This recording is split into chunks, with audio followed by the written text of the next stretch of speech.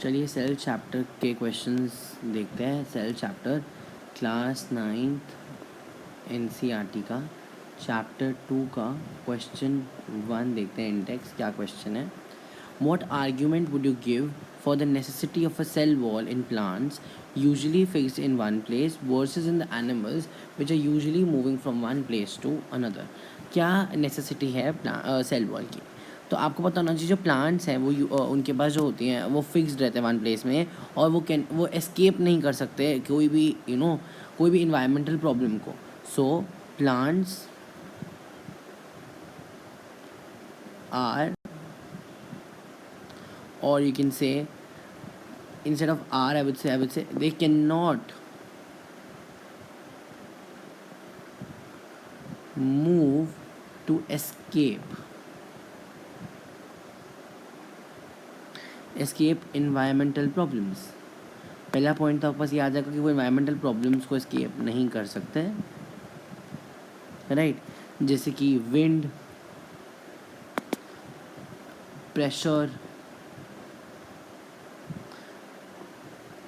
Heavy rains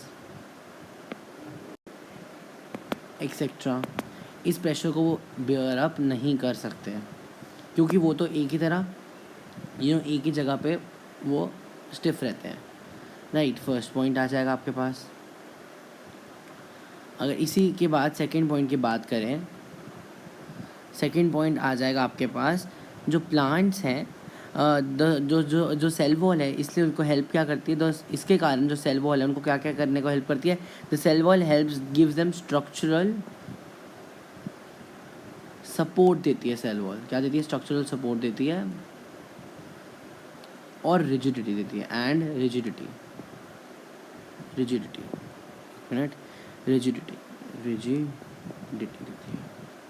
right?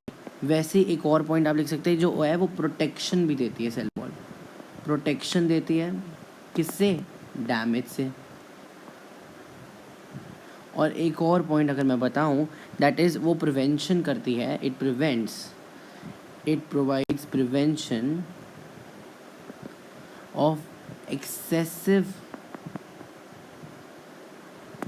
Water intake.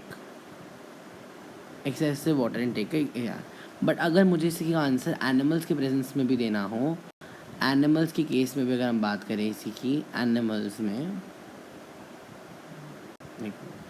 अगर बात करें इधर ही एनिमल्स के बारे में भी, एनिमल्स में क्या क्या होता है?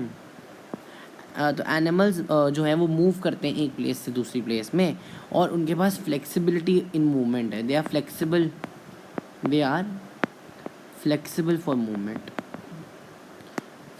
फॉर मूवमेंट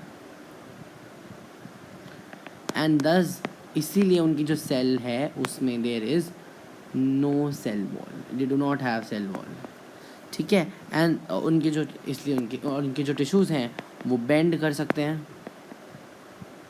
स्ट्रेच कर सकते हैं और अपनी शेप को चेंज कर सकते हैं. Change shape easily. So this was your question. You have to write all these pointers in your answer to score full marks. First point, second point, all these A point, B point and C point in your answer, and then you also have to talk about your animals. So this is your 3-marker question or a 2-marker question that you have to cover all these points. So this was your question number 1. Let's see question number 2.